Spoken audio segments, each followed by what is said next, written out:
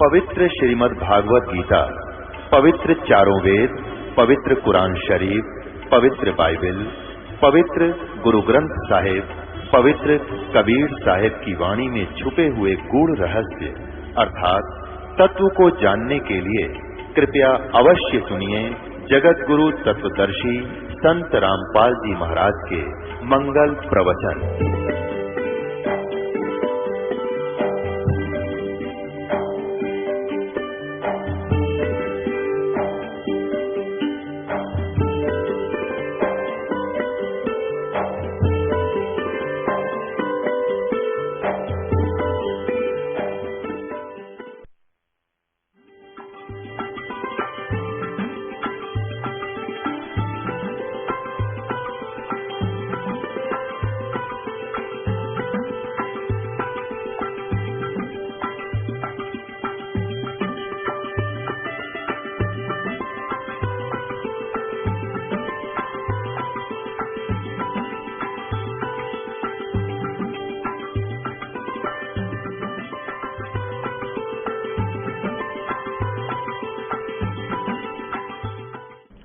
पुणात्माओं, सामने वाले के बोली से पता लग जाता है ये किस भाव से बात करे। तो सुखदेव जान गया भगवान का मूड ठीक नहीं। तो कहा कि भगवान मैं स्वर्ग में कुछ समय रुकने के लिए आया था, इन्होंने आपको क्यों तो भगवान ने कहा विष्णु जी ने कि क्यों रोक दिया तेरे को, इन्होंने अंदर प्रवेश क्यों नहीं होने दिया? कि ये कहते हैं तेरा गुरु नहीं है इसलिए प्रवेश निषेध है। तो भगवान विष्णु ने कहा कि ऋषि जी क्या आपने कोई गुरु नहीं बना रखा? नहीं जी मैंने कोई गुरु नहीं बनाया, मुझे आवश्यकता ही नहीं है। तब भगवान विष्णु ने कहा कि ऋषि जी ये तेरी महान भूल है। जब तक आप गुरु नहीं बनाओगे आपका पिछले संस्कार समाप्त हो जाएंगे, भविष्य का कुछ बनेगा नहीं, आपको बहुत हानि होगी। और ये हमारा नियम है, बिना गुरु के नुग्रे व्यक्ति को यहां आना भी अलाउड नहीं है, तो आ भी गलत गया। तब उसने समझ लिया भी भगवान ने कहा आदेश हो गया, तो फाइनल बात है यार। फिर कहा कि भगवान उस पृथ्वी पर मेरे समान कोई ऋषि नहीं है, मैं किसको गुरु बनाऊं? पुण्यात्मा कबीर परमात्मा कहते हैं, कबीर या माया अटपटी और सब घट आण अड़ी, किस किस न समझावे कुआ बांग पड़ी। अब अभिमान उसके अंदर कितना कि मेरे समान कोई नहीं पृथ्वी पर, केवल किस कारण से? एक आकाश में उड़ जाने की हल्दी की गांठ प्राप्त करके, सिद्धि प्राप्त करके अपने से सबसे सुपीरियर मान बैठा। ये तत्व ज्ञानहीन के कारण, हीनता के कारण होता है। तब भगवान विष्णु ने कहा कि ऋषि जी यह तेरी और भारा भूल है, ये तेरा अभिमान बोल रहा है जो भगवान से कोसों दूर करता है। और जाइए राजा जनक से उपदेश लीजिए। इतना कहकर भगवान विष्णु महल में चले गए। अब सुखदेव जी ने सोचा भाई राजा जनक तो एक गृहस्थी आदमी और राजा है, और मैं बाल ब्रह्मचारी और ऋषि, मैंने स्त्री का मुंह भी नहीं देख लिया आज तक, और उसको मैं प्रणाम करूं मेरी तो इज्जत का नाश हो जाएगा। अब पुण्यात्माओं काल ने तो कई बीमारी ला रखी इस जीव के। तो वो वहां से वो चल पड़ा, कहां आ गया? उसी कोमन स्वर्ग में, इंद्र वाले में। वहां आकर पहले वाली रौनक चेहरे पर नहीं थी। अन्य देवताओं ने पूछा भी आज क्या, किस कारण से ये ऋषि जी इतने मायूस हैं? कारण जानना चाहा कि हे ऋषिवर आपको क्या टेंशन होगी, आप तो बड़े हौसले से आते थे। तब सारी बात बताई कि मैं विष्णु जी के लोक में गया था और विष्णु जी ने मुझे वहां आदेश, स्वर्ग में रहने का आदेश दे दिया। तो वहां जो उपस्थित देवता लोग थे उन्होंने कहा कि ऋषि जी सच्ची बात बता, कहानी के है भगवान विष्णु को सीने से लगाते हैं, सबको प्यार देते हैं, वो तो बहुत नेक आत्मा है। और आपको वहां रहने भी नहीं दिया, बात बता क्या है। तब उसने सारी कहानी बताई कि भाई मैं वहां गया था और मैंने स्वर्ग में रहने का आग्रह किया था, तो मेरे से कहा कि तुम बिना गुरु के हो और गुरु बनाओ तब यहां आ सकते हो। तो उन देवताओं ने, ऋषियों ने कहा कि हम तो आपको बड़ा नेक और बुद्धिमान व्यक्ति मानते थे, क्या आपने गुरु नहीं बना रखा? कहने लगा नहीं। सुखदेव बोला नहीं। फिर इंद्र जी ने कहा कि देखो आज के बाद यहां भी मत आना, क्योंकि हम तो आपको सोच रहे थे, तो आप तो बड़े विद्वान पुरुष हो, औरों को ज्ञान देते हो, तो आपने गुरु बना रखा होगा। तो कहता है कि सबको कहने लगा भाई मैं कैसे करूं, भगवान विष्णु जी ने कहा है कि राजा जनक को गुरु बना लो। राजा जनक गृहस्थी बाई और कैसे शीश निवाऊं जाई। सुखदेव बोले ज्ञान विवेका हमने स्त्री का मुंह नहीं देखा। अब अभिमान बताता है कि मैं गृहस्थी आदमी को बाल ब्रह्मचारी हूं मैं तो, और कैसे एक साधु संत ऋषि, क्योंकि वो तो फिर जहां जाए आओ ऋषि जी, आओ ऋषि जी, वो तो फुल हवा भर रही थी उसमें अभिमान की। और अभिमान वाला पंचर हुए बिना भगवान मिले नहीं, जो पंचर करना पड़ेगा। तो भगवान ने विष्णु उसका पंचर दिया कर चैतन्य लाभ चाहिए, गुरु बना और राजा जनक को बना, वो अधिकारी है आज के दिन। तो उसने सभी वहां बैठे उपस्थित नारद जी ने और भी कई महापुरुषों ने समझाया कि देखो आज आप गुरु नहीं बनाओगे, पिछले जन्म की आपकी भक्ति है ये नष्ट हो जाएगी, अगले जन्म में गधा बनोगे। जब ये कहा कि अगले जन्म में गधा बनोगे, कलेजा हिल गया ऋषि जी का और उसकी उस सिर घूम गया। हमारे अंतःकरण के अंदर पुण्यात्माओं असंख्य जन्मों के संस्कार कोड वर्डों में आपके इस सिम कार्ड में जमा है, आपके जीव के साथ चिपके हुए। और ये फिल्म कभी भी ऑन हो सकती है, जैसे स्वप्न देखते हो पिछले जन्मों के, वो पता नहीं कहां कहां इसी घाटियों में चले जाए, कभी जा ही नहीं सकते। तो पक्षी रूप में कहीं घूमे होंगे, वो भी अंदर जमा है।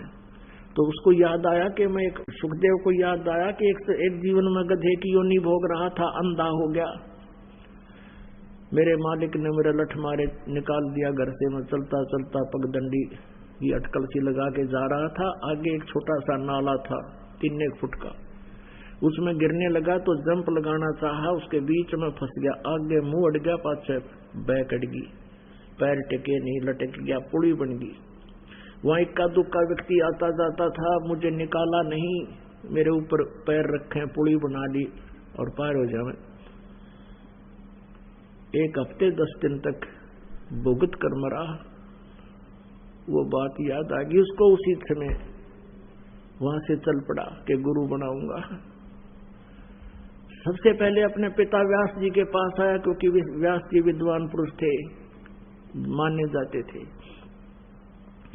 अपने पिता के पास आया कि मैं सुखदेव हूं, आपका पुत्र हूं। तो व्यास जी ने कहा बेटा आजा, दुख तो बहुत हुआ तेरे जो वियोग का मुझे, पर मैंने सब्र कर लिया था, मेरा बेटा मोक्ष के लिए गया है, कोई दिक्कत नहीं, आजा। कैसे आना हुआ सारी कहानी बताई कि मैं विष्णु जी के लोक में गया था, विष्णु जी ने मुझे वहां रहने नहीं दिया, स्वर्ग में अलाउड नहीं किया। व्यास जी ने भी फिर यही प्रश्न किया, क्योंकि विद्वान पुरुष एक ही सुर में बोलते हैं, क्या कारण था भगवान ने आपको क्यों वापस कर दिया? तो सुखदेव ने कहा मैंने गुरु नहीं बना रखा। ऋषि ने माथे हाथ मारा व्यास जी ने कि बेटा मैंने तो ये सोचा था मेरा बेटा मोक्ष प्राप्त करेगा, मैंने अपना सब्र कर लिया था।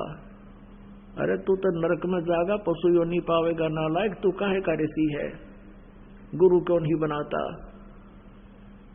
तब फिर उसने बताया कि भगवान ने कहा है विष्णु जी ने कि राजा जनक को गुरु बना ले। राजा जनक तो एक राजा है, उसके तो कई रानियां रखी हैं, औरतें हैं, और मैं बाल ब्रह्मचारी हूँ, मैं ऋषि हूँ, मैं कैसे मत्था टेकूं? उसके गुरु को तो सारे काम करने पड़ेंगे, मत्था भी टेकना पड़ेगा, दंडवत करनी पड़ेगी। सुखदेव फिर व्यास जी ने कहा, बेटा अभिमान त्याग दे, अब तेरा जीवन मुझे नष्ट हुआ दिखाई देता है। यूं कहकर व्यास जी रोने लग गया। अरे नालायक, तो किसा जन्म तू के मनुष्य जीवन पाया तूने? ये पिछले संस्कार है जो तू आकाश में उड़कर लोग दिखावा कर रहा है। गरीबदास साहिब जी कबीर परमेश्वर से ज्ञान प्राप्त से कहते हैं, एक सिद्धि आकाश से उड़ जाई, एक सिद्धि जल पैर ना लाई। एक सिद्धि कुछ खावा ना पीवे, एक सिद्धि जो बहु जुग जीवे, एक सिद्धि बहु चोले धारे, एक सिद्धि जीव हंस नहीं आ रहे। कहते हैं ऐसे ऐसे 24 सिद्धियां भी आ जावे तो भी इनकी तरफ थूका नहीं, देखा नहीं, ये तो मोक्ष बाधक है। तब कहा कि जाके और जनक जी से उपदेश ले बेटा। बहुत प्रेरणा की, जब वो चला वो नालायक है। अब वहां जाकर पहुंचा, ऋषि के रूप में छायल, बाल दाढ़ी बढ़ा रखी, बोथा सा बांध रखा है वो एक ही कपड़े का, और कमर पर डाल, सारे शरीर पर धोती जैसे। तो राजा जनक ने आसन लगवा दिया कि आओ ऋषि जी, बड़े धन भाग हमारे ऋषि जी हमारे घर पर आए हैं, धन भाग हो। आज कैसे दया हुई, साधु तो राम का रूप होता है। अब सुखदेव ऋषि कहने लगे, नहीं आसन पर नहीं बैठूंगा, मैं जमीन पर बैठूंगा, दीक्षा लेने आया। तो सुखदेव ऋषि से कहा कि सुबह स्नान करके मैं तने फिर उपदेश दूंगा। एक मकान के अंदर अलग व्यवस्था करवा दी कि वहां सो जाओ आप, सुबह नाम दूंगा तुझे। उसकी सारी दाढ़ा लेना था ना सुखदेव ऋषि का, जनक जी ने। वहां पर एक स्त्री की ड्यूटी लगा दी, एक औरत की, एक बहन की, कि महाराज जी की सेवा करना बेटा, खाना खिलाओ, बर्तन इसके वस्त्र बिछाओ और कोई असुविधा ना हो। और उसको पता दिया था कि ऐसी क्रिया करना। तो अब सुखदेव ऋषि के लिए पलंग बिछा दिया, आसन लगा दिया, सुखदेव विराजमान हो गए। और वो लड़की भी रात्रि में उसके तख्त पर जाकर बैठ गई जिस पर वो विराजमान थे।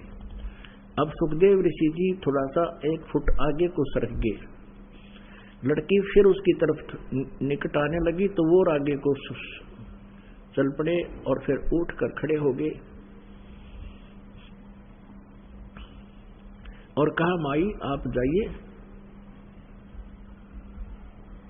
मेरा जो है ना, मेरा धर्म नष्ट ना कर। वो बाहर आ गई। तो राजा जनक ने सुबह पूछा क्या क्रिया रही? उस लड़की ने बताया कि ऐसे ऐसे ये मैं निकट जाऊं थी, यो आगे न बाजे था, मैं निकट जाऊं थी, यो सुकड़ गया, कति पलंग से भी उतर गया। तब राजा जनक स्नान करने लग गए, कहने लगे आप यहाँ बैठ जाओ। उनका नीचे आसन लगा दिया, वो बैठ गया, सामने बैठा। 10,000 रानियां थी राजा जनक के, 10,000। उनमें से एक हेड थी, मुखिया थी, पटरानी बोलते थे उसको। उसने कहा कि मैं नहाऊंगा, यहाँ ईंटों का चूल्हा बनाकर लकड़ी डाल दी, ऊपर पतीला धर दिया, उबाल दिया, पानी जैसे चाय बनाते समय उबाला करे। और उसके साथ में एक पटड़ा डालकर बैठ के स्नान के लिए कपड़े निकाल कर राजा जनक धोती बांध रखी थी। अपनी पत्नी से जो सबसे मुखिया थी, हेड थी, पटरानी जिसको कहती थी, वो स्नान कराने लगी। उस उबलते हुए जल को लोटे में भरे, राजा जनक की चोटी में गिरे, सिर में रात से नुआवे, मसल कर, और वो पानी डाला राजा के सिर पे, और सुखदेव ऋषि नो सुकड़ा जल गया। अब उसको ये हो गया कि यू जलेगा राजा, और वो पानी गिर, वो नूक से मरेगा यू, इसे जलते पानी में उबलते में ना आए। तब राजा जनक ने कहा कि हे व्यास के बेटे, हे महर्षि, हे ब्रह्मचारी, आजा। मेरे स्नान करने के बाद जो मेरे शरीर के बाद जल नीचे गया है गटर में, नाली में, व्यास के बेटा ब्रह्मचारी इसमें उंगली दे दे, तने जान जाऊंगा किसा ब्रह्मचारी किसा तू भगत है। न बोला मैं ना दूं, आंगली जड़ जा मेरी तय। है राजा बिहंस दई जब तारी, राजा ने नो हथेली पीटी नो ताड़ी बजाई और हंसे, और हमें स्नान करावे नारी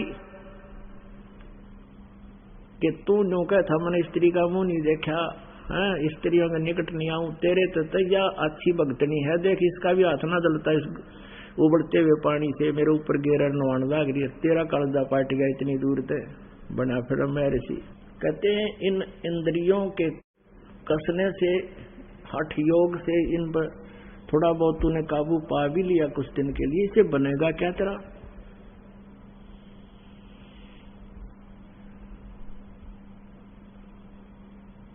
सुखदेव समझ गया सारी कहानी, तेरे ऊपर सारी बात हो रही है। तो कहने लगे बेटा अब तो महर्षि क्या फिरे था, जब वो लड़की तेरे पास बैठी तेरी चारपाई पे, तो उस तक दूर के हो गया, भूतनी थी तने खा ले।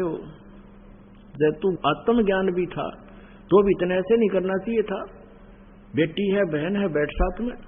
आप जैसे पुण्यात्माओं, आत्म ज्ञान होने के बाद आपको अंतर नहीं लगेगा। कैसे? जैसे पहले सांग होया करते गांवों में, सांग जैसे आजकल ये फिल्म बनती है, ऐसे वो सांग करते थे, नकली राजा बनते थे, कोई प्रेमी बनता था, कोई प्रेमिका, तो मनुष्य ही स्त्री का रोल करते थे। तो एक जवान लड़का बिल्कुल दाढ़ी मूछ रहित 12-13 वर्ष का, 16 साल का, और वो सांग में एक लड़की का रोल कर रहा था, सारे अंग कृत्रिम लगा रखे थे। एक लड़का अपने साथी को साथ ले गया, कहा जा सांग देख कहाँ। जब वो गाना बजाने शुरू हुए तो वो पहली बार गया था, वो कहता देख कितनी सुंदर लड़की है, ओहो कैसे डांस कर रही है। वो लड़का कहता है कि लड़की नहीं है, ये तो लड़का है। बोला नहीं, बोला नहीं लड़की है, लड़का है। तो ना उसका विश्वास नहीं हुआ कि ऐसे ढंग से मेकअप कर रखा था। फिर वो कहीं एक घर में, गांव में, नगर में, चौपाल में रुके हुए थे धर्मशाला में, तो वो लड़का उसको वहां लेकर गया। उनके पीछे पीछे सांग समाप्ति के उपरांत उस दिन का जो कार्यक्रम उनका समापन हो गया था, तो वहां जाते उस लड़के ने अपने सारे अंग काट निकाल के धर दिए। वो लगा रखे थे जो ब्रेजियर वगैरह नकली, वो लड़का का लड़का, तो वो कह रहा है सच्चे हो लड़का है भाई। अगले दिन फिर गया सांग देखने, वो खूब उसी तरह मेकअप कर रखा था लड़के ने, लड़की का रोल था, पर उसका कति मन में नहीं आई लड़की है। तो आत्मज्ञान होने के बाद ये ऊपर कवर 2 डाल रखे हैं, आत्मा अंदर एक जैसी है। तो सुखदेव ऋषि को कहा जनक जी ने, तेरा ज्ञान तो टट्टूगा नहीं, बात बना फिर ब्रह्मचारी। जब आत्मा के अंदर तुझे ये ज्ञान हो गया कि स्मर मेरे मंत्र क्या है, तो तूने सुकड़न की जरूरत ना थी बच्चा। कान पकड़ दिए उसने, न बोला महाराज इतना ज्ञान था मेरे पास तो फ्यूज हो लिया मत, अब मुझे नाम दे दो, कल्याण हो जाएगा। तो पुण्यात्माओं, अब सुखदेव ऋषि को राजा जनक से उपदेश मिला, और फिर वो कहां तक पहुंचा? स्वर्ग में। आगे पाछे नीम तले इनका इतना विरोध था। यहां से स्वर्ग में अपनी मलाई खत्म करके फिर नरक में, नरक के बाद फिर 83 लाख योनियों में, गधे की योनि में, और फिर कभी दाव लगे मनुष्य जीवन का, तो फिर हुआ प्रोसीजर शुरू। तो परमात्मा कबीर साहब कहते हैं ये भी मान ले, ये भक्ति भी की, गुरु भी बनाए, और फिर भी यही धक्के खाए। तो इसके लिए हमने सतगुरु की आवश्यकता पड़ेगी, और उस सतगुरु के पास वो पूरा प्रोसेस होता है, पूरा ट्रीटमेंट होता है। जैसे पार्वती जी को केवल 5 नाम प्राप्त हुए, उनकी भक्ति शक्ति से उसकी आयु इतनी एक्सटेंड होगी, जब तक भगवान शिव रहेंगे उनकी मृत्यु नहीं होगी। और शिव जी की मृत्यु होगी, इसकी भी मृत्यु होगी, दोनों 84 लाख योनियों में जाएंगे ये भी। अब ये भी गुरु थे, राजा जनक भी गुरु थे, और गुरु बनकर वो उपदेश दीक्षा भी देते थे, जैसे सुखदेव को दिया। फिर वही राजा जनक पहले जन्म त्रेता युग में तो राजा जनक थे, सतयुग के अंदर ये कौन थे? ये राजा अम्बरीश थे, और भक्ति करते थे। राजा अम्बरीश के सामने दुर्वासा जैसे सिद्ध पुरुष भी हार मान कर गए थे, जब ये सतयुग के अंदर भक्ति करते थे, राजा भी थे। और अपने पुनों को स्वर्ग में खत्म करके ये फिर क्या बने? नानक जी के रूप में जन्म हुआ, श्री नानक देव जी के रूप में तलवंडी में। और फिर पहले तो राजा थे, इनके नौकर हजारों नौकर होते थे, और वही आत्मा फिर श्री नानक देव जी के रूप में सुल्तानपुर शहर के एक नवाब के यहाँ स्वयं नौकरी कर रहे थे। उस समय परमेश्वर कबीर देव जी ने अपनी प्यारी आत्मा उस परम अक्षर ब्रह्म ने, अकाल मूर्त ने, सतपुरुष ने आकर वो आत्मा संभाली, उनको सतलोक सचखंड से परिचित कराया, फिर वापस छोड़ा, और तब सतनाम ये सारे मंत्र दिए, 5 मंत्र भी दिए, फिर सतनाम दिया, तब उस पुण्यात्मा का मोक्ष हुआ। पहले वो स्वयं गुरु बनकर औरों को ज्ञान देते थे जनक रूप में, और फिर स्वयं भी यहीं भटक रहे थे। समर्थ का शरणा गहो रंग होरी हो, कदे न हो ऐ काज राम रंग होरी हो। अब परमात्मा पूर्ण ब्रह्म की भक्ति करने से, पूर्ण तत्वदर्शी संत प्राप्त हो जाने से ये सभी झंझट मिट जाते हैं। सुखदेव ने 84 भुगती बिना पजावे खरगो, तेरी क्या बुनियाद पराणी तू पंडा पंथ पकड़वो। अब सुखदेव जैसे महर्षि वो साधना कर कर कभी ऐसी बिरान माटी हुई गधा बना, अब तेरी क्या बुनियाद बनानी तू पेंडा पंथ पकड़वो। कौन सा पंथ, कौन सा मार्ग? वो पूर्ण मोक्ष मार्ग, यानी तत्वदर्शी संत की शरण ग्रहण कर, तब तेरा यहाँ से पूर्ण रूप से छुटकारा होगा और मोक्ष होगा। और यहाँ के जितने यादगारें हैं, इनमें जाने से केवल उन भगवानों की याद अवश्य आती है कि यहाँ क्या क्या घटना घटी थी, वहाँ भगवान नहीं है। परमात्मा पाने के लिए आप जी को वो संत खोजना पड़ेगा। कौन सा? जो गीता जी अध्याय नंबर 4 के श्लोक नंबर 34 में कहा है कि अर्जुन, गीता ज्ञान दाता कहता है कि उस तत्व ज्ञान को जो परमेश्वर ने स्वयं आकर ज्ञान दिया है, उसकी वाणी में लिखा, उसको कोई तत्वदर्शी संत ही जानता है। उस तत्वदर्शी संत से सुनो। गीता जी अध्याय नंबर 15 के श्लोक नंबर 1 से 4 में तत्वदर्शी संत की पहचान बताई है कि उल्टे लटके हुए संसार रूपी वृक्ष के सभी विभाग भिन्न भिन्न बताएगा। वह वेदवित है, वो तत्वदर्शी संत है। उसके पश्चात परमेश्वर के उस परम पद की खोज करनी चाहिए, जहां जाने के बाद साधक फिर लौटकर संसार में कभी नहीं आते। बोलो सतगुरुदेव की जय हो।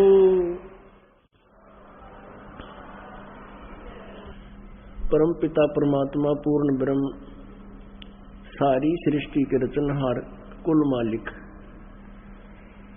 ये कबीर परमेश्वर जी हैं, कबीर देव जी हैं, जिनको वेदों में कबीर देव लिखा है। कुरान शरीफ में उनको अल्लाहु अकबर, कबीरा खबीरा, कबीरन खबीरन लिखा है। अल्लाहु अकबर, कबीर कहो, अकबर कहो, ये बोलने की और लिखने की अपनी अपनी मातृभाषा के आधार से भिन्नता हो जाती है। जिसको कबीर का अर्थ मुसलमान भाई करते हैं कबीर मीन बड़ा, तो पवित्र कुरान शरीफ सूरत फुरकानी 25 आयत 52 से लेके 59 तक 59 तक कुरान शरीफ का जो ज्ञान पाता है वो अपने पैगंबर हजरत मोहम्मद जी से कह रहा है कि ए पैगंबर, तू मेरे द्वारा दिए गए इस कुरान शरीफ के ज्ञान पर विश्वास रखना। और ये काफिर, ये तेरा जो विरोध कर रहे हैं ये काफिर है, ये उस कबीर को परमात्मा नहीं मानते। तूने इनके साथ संघर्ष करना है। जिहाद का अर्थ कोई लठ बजाना, कत्लेआम करना नहीं होता।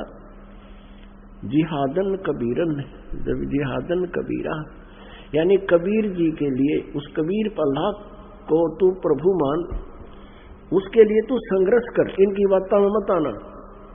और ये परमात्मा वही है जिसने 6 दिन में सृष्टि रची, 7वें दिन तख्त पर जा बैठे। और इसकी खबर किसी बाखबर से पूछ देखो, मैं उससे परिचित नहीं हूं।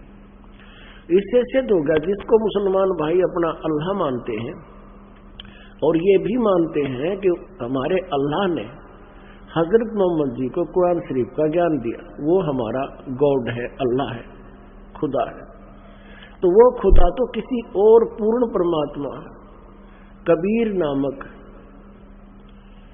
परमेश्वर की तरफ संकेत कर रहा कि वो है पूर्ण परमात्मा, उसी की भक्ति से मोक्ष होगा।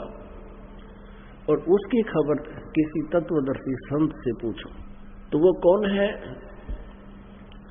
कबीर परमेश्वर जी अपनी वाणी में, सतीदानंद घनपन की वाणी में, उस तत्व ज्ञान में कहते हैं, हम मोहम्मद को वहां ले गए, जैसे आदरणीय धर्मदास साहिब जी को परमात्मा अब मिले थे, फिर सचखंड लेकर गए थे।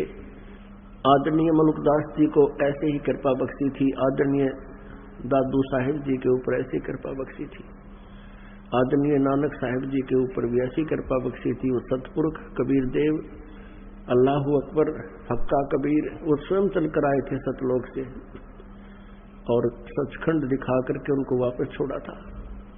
वो पूर्ण परमात्मा अपने विधान अनुसार, अपने गुण के अनुसार, कि वो ऐसा ही करता है। वेद भी ये गवाही देते हैं कि पूर्ण परमात्मा अपने वो तीसरे मुक्ति धाम में रहता है, वो वहां से गति करके नीचे अच्छी आत्मा को मिलता है, उसको ज्ञान देता है, आध्यात्मिक ज्ञान से परिचित कराता है। इसी विधान अनुसार वो परमेश्वर आदरणीय गरीबदास साहिब जी को मिले, गांव छुड़ानी जिला जज्जर वाले को, और आदरणीय घीसादास साहिब जी को मिले, गांव खेखड़ा मेरठ उत्तर प्रदेश वाले को। आदरणीय नामदेव जी को भी परमात्मा मिले थे, लेकिन उनका इतिहास बंद कर दिया गया।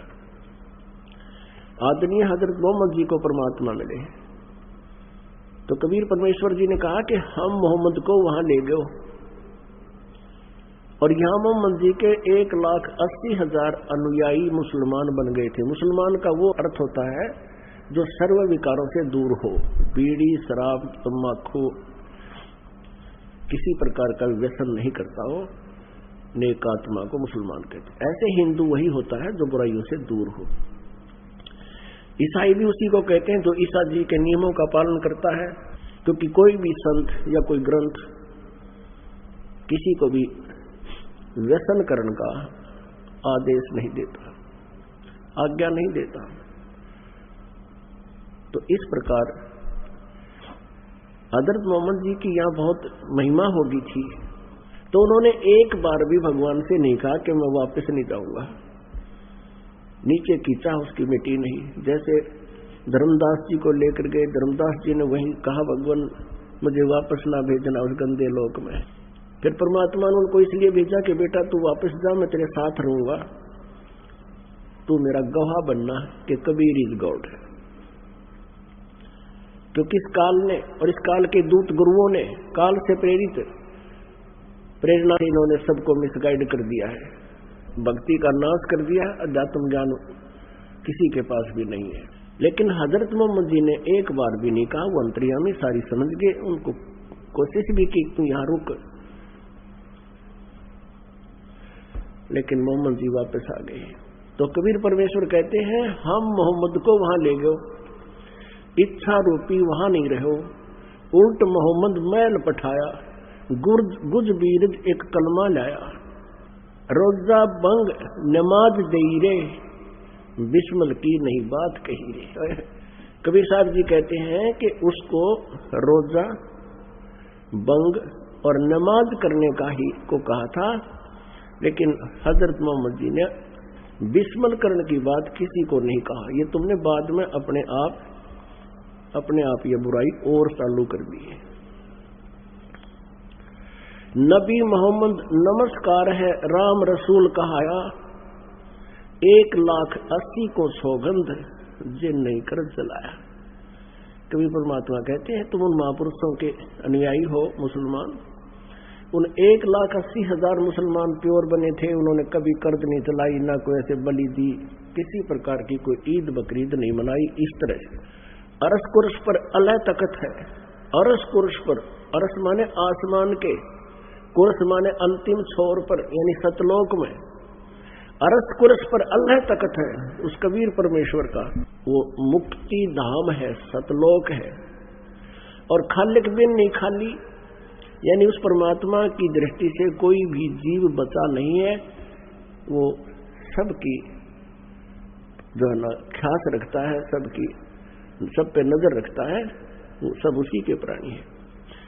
अरस कुर्स पर अल्लाह तकत है, खालिक बिन नहीं खाली, वो पैगंबर पाक पुरुष थे साहिब के अबदाली। 1,80,000 जो महापुरुष हुए हैं मुसलमान, वो तो परमात्मा के कृपा पात्र थे, वो पैगंबर जितने हुए हैं। और आप जी सत्य से अपरिचित होकर के उनके अर्थ गलत कर बैठे, ऐसे ही वेदों के ज्ञाता वेदों से अपरिचित है। इसलिए परमेश्वर ने कहा है, गुरुआ गांव बिगाड़े संतो गुरुआ गांव बिगाड़े, ऐसे कर्म जीव का लाजिए ईव जड़े नहीं झाड़े। इब ऐसी बुराई में ग्रस्त कर दिए।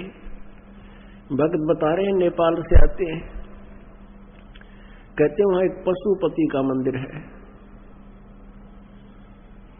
और 1 वर्ष में वहां लगभग 2 करोड़ जीवों की बलि चढ़ाई जाती है, खून की नदी बहाई जाती है। ये कौन से ग्रंथ से लाए ये पूजा? ये लोग, ये नकली गुरुओं ने ऐसा जुल्म किया हमारे ऊपर, पुण्य के स्थान पर पाप शुरुआत करवा दी। गुरुआ गांव बिगाड़े संतो गुरुआ गांव बिगाड़े, ऐसे कर्म जीव कला दिए ईव जड़े नहीं झाड़े।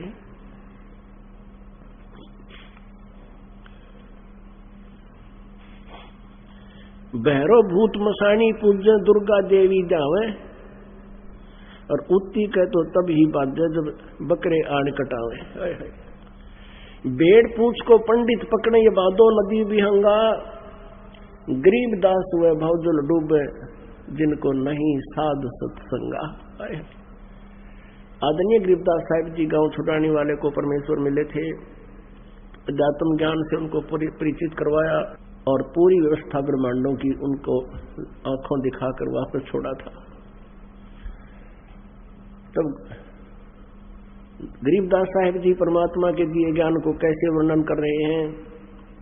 भेड़ पूछ को पंडित पकड़े बादो नदी बिहंगा, गरीबदास हुए भव जल डूबे नहीं साध सत्संग।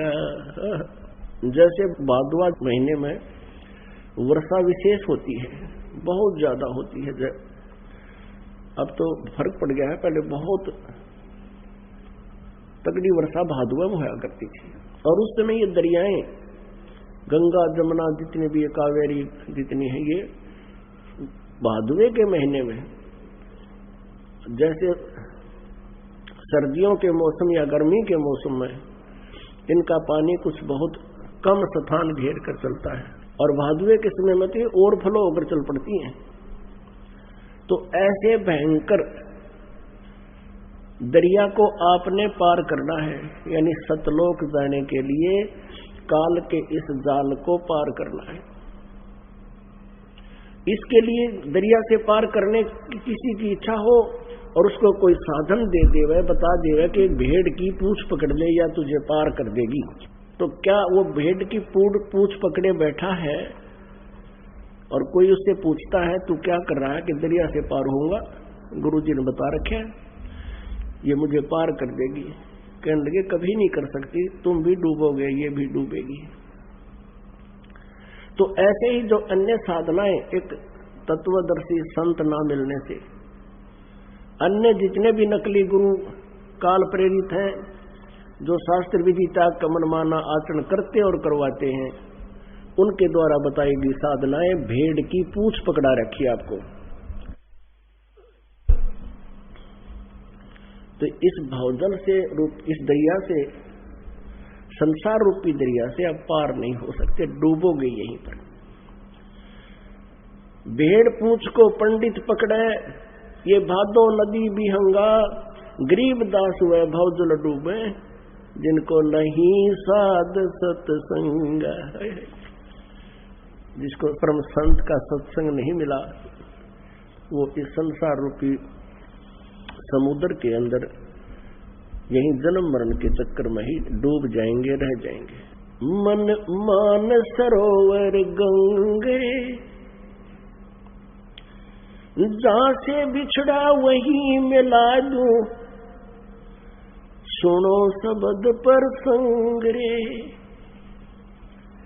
मन मान सरोवर गंगे, जहां से बिछड़ा वही मिलाऊं, तुम सुनो शब्द पर संग रे। क्या कहते हैं गरीबदास जी कि तुम यहाँ की जमुना गंगा और इन तीर्थों में स्नान करके मोक्ष मानते हो, यहाँ नहीं। ये सत्संग रूपी सरोवर दरिया है, इसमें नहाओ आकर के। पुण्यात्माओं, विष्णु पुराण के अंदर और देवी पुराण के अंदर व्यास जी बता रहे हैं, उसके लिए शुद्ध चित्त तीर्थ चाहिए, शुद्ध चित्त। और उस शुद्ध चित्त तीर्थ के लिए आपने परम संत की खोज करनी पड़ेगी। और परम संत के सत्संग से आपका पूरा रोग कटेगा, सब लाभ मिलेंगे, इन तीर्थों से नहीं मिलेंगे। फिर ये भी उन्होंने टिप्पणी की है कि परम संत का मिलना अति दुर्लभ है। जैसे कि श्रद्धालु इन वशिष्ठ जी को और विश्वामित्र जी को परम संत मानते थे, महर्षि मानते थे। इन दोनों का आपस में युद्ध हो गया, इन दोनों का बहुत झगड़ा हुआ। विश्वामित्र ने वशिष्ठ मुनि के 100 पुत्रों की हत्या कर दी। तो उनका लास्ट में उसने फैसला ये कर दिया कि वो तत्वदर्शी संत मिला तो वो शुद्ध चित्त तीर्थ से ही सभी पापों का नाश हो सकता है। पुण्यात्माओं, श्रीमद् भगवत गीता अध्याय नंबर 7 के श्लोक नंबर 12 से लेकर 15 तक गीता ज्ञानदाता कहता है, तीनों गुण रजगुण ब्रह्मा सदगुण विष्णु तमगुण शिव जी की पूजा तक जो सीमित है वो मोक्ष प्राप्ति नहीं कर सकते। उनका स्वभाव और भी गिर जाता है, उनके कर्म भी बिगड़ जाते हैं, वो हिंसा पर भी उतारू होकर के विनाश कर डालते। वो मेरी पूजा नहीं करते। अपनी पूजा के विषय में बताता है 16वें और 17वें 18वें श्लोक में, गीता जी अध्याय नंबर 7 के श्लोक 16, 17, 18 में के 4 प्रकार के ब्रह्म साधना करते हैं। गीता ज्ञानदाता ब्रह्म है, श्री कृष्ण जी में बोल रहा है। एक आरत और दूसरा अर्थार्थी, तीसरा जिज्ञासु। आर्थ, अर्थार्थी, जिज्ञासु और ज्ञानी। ज्ञानी को छोड़कर तीनों को रिजेक्ट करते हुए कहता है कि ज्ञानी मेरे को पसंद है, ज्ञानी को मैं पसंद हूं। वो मुझे अच्छे लगते हैं क्योंकि उन्होंने आन देवताओं की पूजा त्याग दी। और ज्ञानी कौन होता है? जिसको ये पता लग गया कि मनुष्य जीवन बार बार नहीं मिलेगा, ये दृढ़ निश्चय हो जाता है उसको। फिर सदग्रंथों के ज्ञान से ये भी निष्कर्ष निकल जाता है कि केवल एक परमात्मा है, उसकी पूजा करने से मोक्ष होगा, अन्य देवताओं की पूजा से नहीं।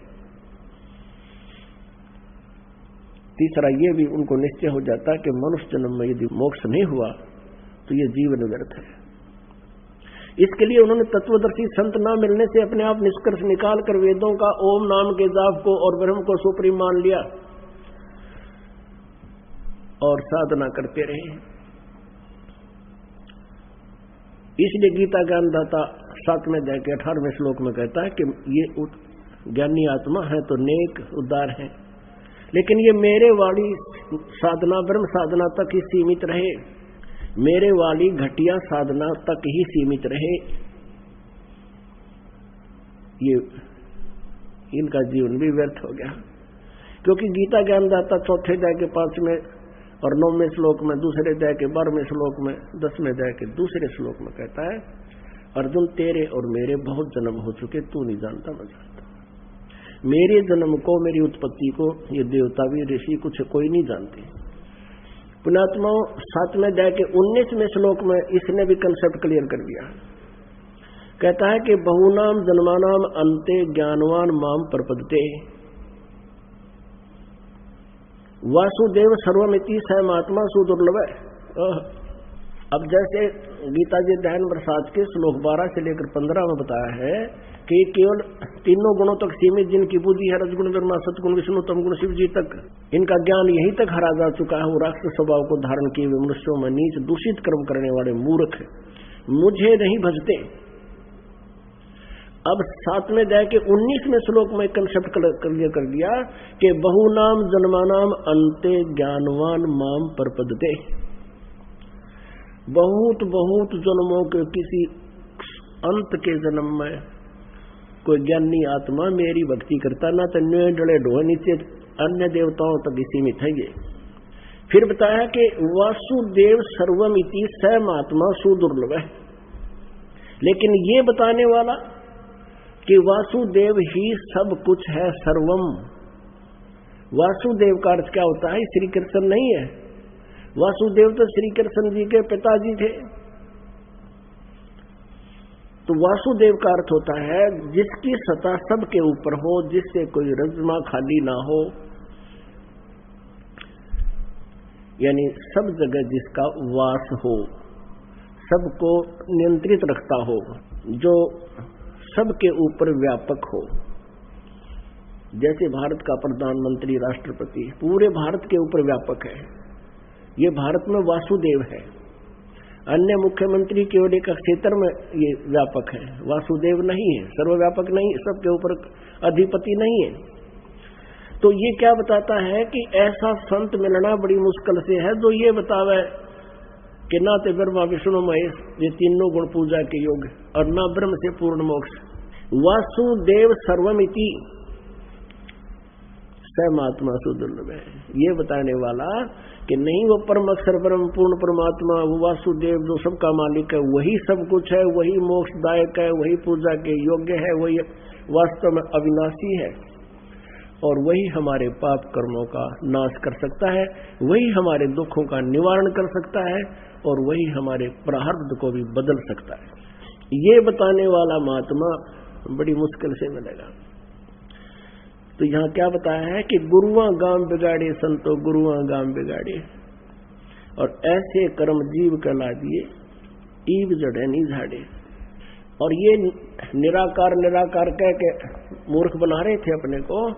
आंखों देखा जिन महापुरुषों ने क्या कहा है, मन मान सरोवर गंगरे, जहां से बिछुड़ा वहीं मिलाऊं, तुम सुनो शब्द पर संगरे। कि हमारे ज्ञान को सुनो, जानते हैं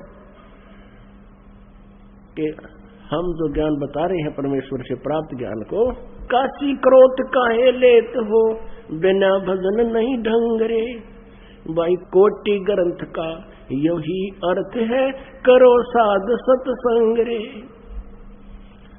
कहते सभी ग्रंथों का, करोड़ ग्रंथों का एक ही अर्थ है, किसी संत की संगत कर, तत्वदर्शी संत की। परमेश्वर कबीर जी कहते हैं, कबीर राम बुलावा भेजिया, दिया कबीरा रो, जो सुख है संत के संग में, वो वैकुंठ में न हो।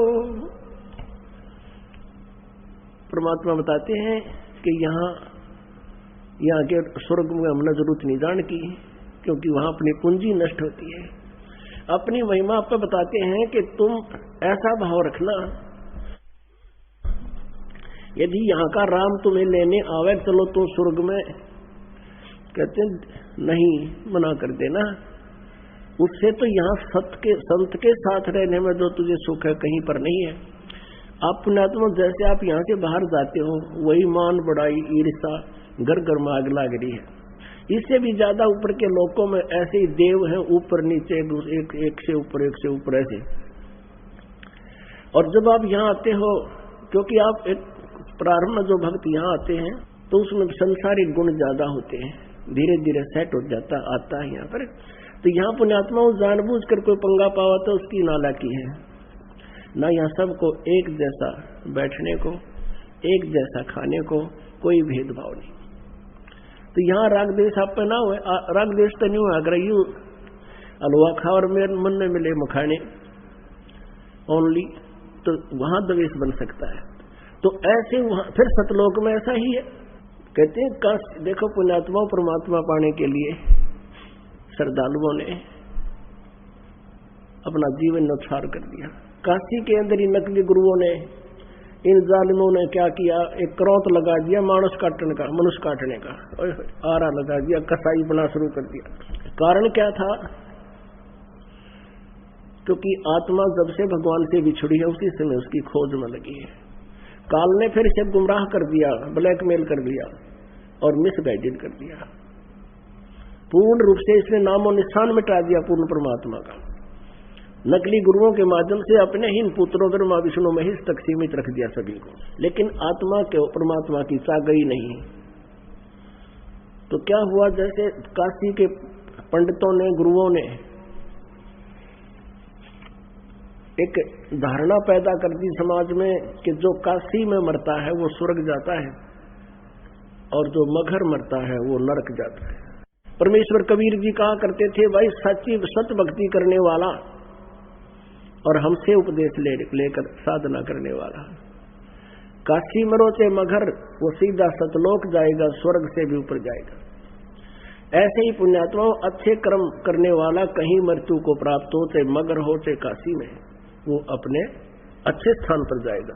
और पाप करने वाला पापी चाहे मगर मरो चाहे काशी, सीधा वो नरक में जाती। तो यहाँ परमात्मा तो ऐसा कहा करते थे, लेकिन कबीर जी के ऊपर किसी ने विश्वास हुआ नहीं, इन नकलियों का रंगना चढ़ रहा था। तो सभी अपने अपने पूर्वजों को वहां काशी में रखने लगे, काशी ले जाके। तो वो गुरु प्रत्येक के होते ही थे। तो उन गुरुओं ने सोचा भी ये अलग से किराए पर रह कर धर्मशालाओं में रहेंगे, क्यों ना हम इनके बुजुर्ग बुढ़ों को अपने घर पर रख लें। तो उन गुरुओं ने कहा कि भाई तुम ऐसा करो, हमें पैसे दे दो इनके खर्चे का, और हम ये हमारे पास रहेंगे, इनको कथा सुनाते रहेंगे, जब इनकी मृत्यु होगी सीधे स्वर्ग जाएंगे, काशी में मरण तय। तो श्रद्धालुओं ने सोचा भी माँ बाप ने सारी उम्र हमारे लिए न्यौछावर रहे, बहुत कुछ किया, हम क्या इतना नहीं कर सकते, 10-5 वर्ष के जीवेंगे ये। तो उन पेट भरों को भी देते किराया अलग से, वो 10 रुपए खर्च होते तो 20 देते उनको। तो वहां भीड़ लगी, प्रत्येक गुरु के घर में 20-20 बूढ़े हो गए। और बूढ़ा देख कर ना उठा बुढ़ापे में, वो उठने का मतलब है उसकी सेवा, कभी कोई तकलीफ है, कोई बीमारी है, कोई हारी है, कभी उठाना है, कभी बिठाना है, नहाना है, कपड़े पहनाने। तो ना मुसीबत मोल ले ली, फिर उनके लिए जान का झाड़ बन गई। फिर उन्होंने क्या किया, एक मीटिंग करी उन नकली गुरुओं ने कि ऐसा करते हैं। उन्होंने प्रोपगंडा फैला दिया है कि अभी भगवान की तरफ से एक क्रोध आया है ऊपर तय स्वर्ग तय, और जो जल्दी जाना चाहता स्वर्ग में वो क्रोध आता भगवान की तरफ से, वो केवल उसी की गर्दन काटता है जिसका आदेश ऊपर से होता है। वो क्या कर रखा था उन्होंने, एक आरत सी बनाकर छोटी पक्की ईंटों की, और उसमें बीच में ऐसे खाली स्थान सा छोड़ रखा था, सुराख सा। और क्रोध को पीछे रस्सों से हैंडल करते थे, लंबे पुली सी बनाकर, और गंगा के किनारे पर ला दिया। अब सब ने ये सोची, भाई पिताजी वो बुढ़े कहने लगे, बेटा हमने मरना तो है ही, और नो कहे 50 रुपए में जो है ना 50 रुपए टैक्स फीस रख दी उसकी, और ऊपर से स्वर्ग से क्रोध आता है और हमारा कल्याण कर जाता है। बेटा दया कर दो। बच्चा ने सोची वे माता पिता चाहते हैं तो हम ये भी कर देते हैं, वो भी शुरू कर दिया। अब वह गेर के 3-4 बुढ़िया ने इकट्ठे और ऊपर तो करो छोड़ जो गणे थे वो काटने भी थे सारे, उन्होंने ऊपर तो दूर से करते भाई हे भगवान आपकी आत्मा हो तो स्वीकार करियो, वो उधर से हैंडल वो घुमाते, फिर दूर उनकी आवाज सुनकर गुप्त, तो उनमें देखा था बुढ़ा बच जाता ना कटता हो, क्योंकि उसी साइड उनका सिस्टम था, 1-2 कट जाता तो वो रोता बैठ के मेरा नंबर नहीं आया, और दूनी उत्सुकता होगी। तो हमने ये भी करना शुरू कर दिया भगवान मिल जाए किसी तरह। लेकिन पुण्यात्माओं परमात्मा तो उसके बताए विधान अनुसार ही मिलेगा, और वो विधान कहाँ है? वेदों और गीता जी में, और सूक्ष्म वेद कबीर जी की वाणी में। तो क्या बताते हैं? काशी क्रोध काहे लेत हो, बिना भजन नहीं डंगरे, और कोट ग्रंथ का यही अर्थ है, करो साध सत्संग रे। अब रात को आपको दिखाया था एक नकलियों के सांग, एंड बैंड उआ वाई बक्के ने दुनिया का गुमराह कर रखा है। एक झलक आपको फिर दिखाते हैं, क्योंकि जब तक आप उनके विचारों को और तत्व ज्ञान रूपी तराजू में नहीं तोलोगे, इतने वह आपने खड़े दिखाई देते हैं। अब थोड़ा सा आपको झलक दिखाते हैं जो आध्यात्मिक ज्ञान चर्चा नकलियों के साथ अपनी चल रही है।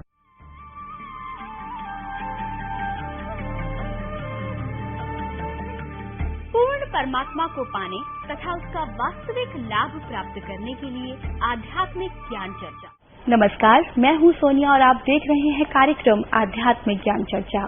दर्शकों, भारतीय संस्कृति बहुत बड़ी है और इस संस्कृति में हर कोई अपने अलग अलग धर्म को मानता है और वो चाहता है कि उसे उसके जीवन में वो सभी सुख हासिल हो, उसको उसके जीवन में मुक्ति मिले, जिसके लिए वो अपने जीवन में अलग अलग गुरुओं को भी धारते हैं ताकि वो गुरु उनको उनके जीवन की नई राह दिखा सके, जीवन में सभी सकारात्मक बदलाव ला सके जिनसे कि वो बिल्कुल भटक चुके हैं।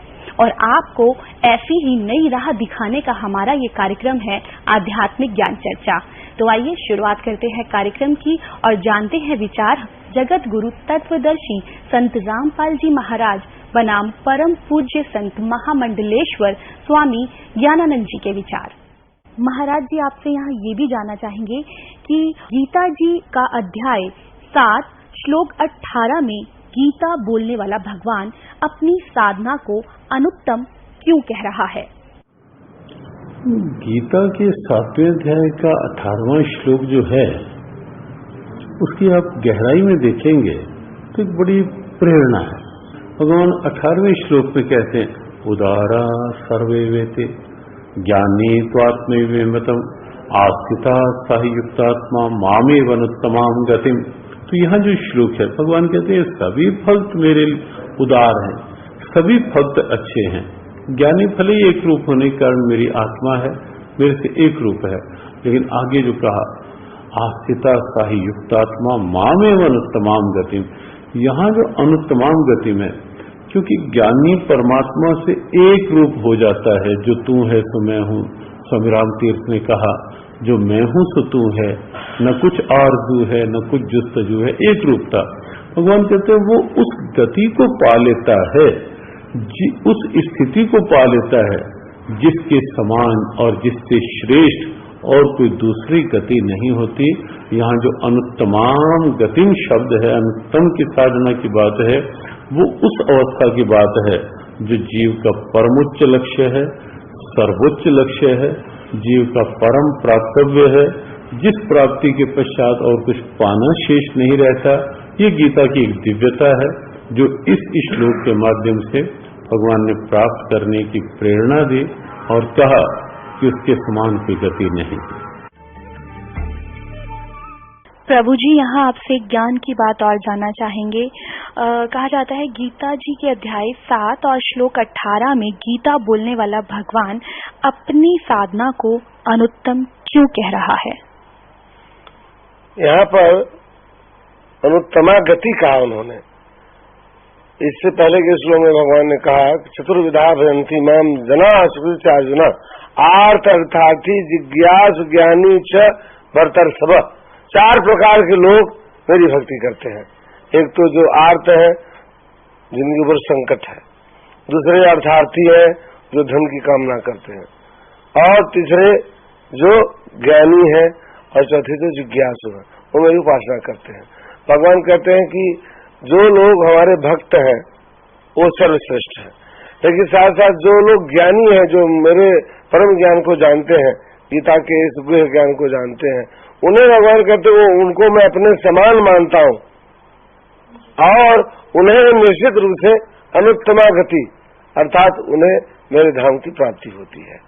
अर्थात कहने का मतलब ये है कि भगवान श्री कृष्ण ये मानते हैं कि जिन्हें पूर्ण ज्ञान है उनको वो बिल्कुल अपने समान मानते हैं।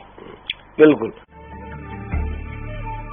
गीता जी के अध्याय नंबर 4 के श्लोक नंबर 18 में गीता बोलने वाला भगवान अपनी साधना को भी अनुत्तम क्यों कह रहा है? ये उसका देखिए मूल पाठ जो है वो है मामेवानुत्तमम गतिम। ये अनुत्तम गति नहीं है, और साधना को उन्होंने कहीं अनुत्तम नहीं कहा है, और अपनी साधना का तो साधना भगवान की कुछ है ही नहीं। भगवान साध्य हैं, मतलब सारे संसार के जो लोग हैं उनके लिए साधने योग्य भगवान है। तो सिद्धि जो होती है वो भगवान को प्राप्त करने की जो अवस्था होती है वो सिद्धि होती है।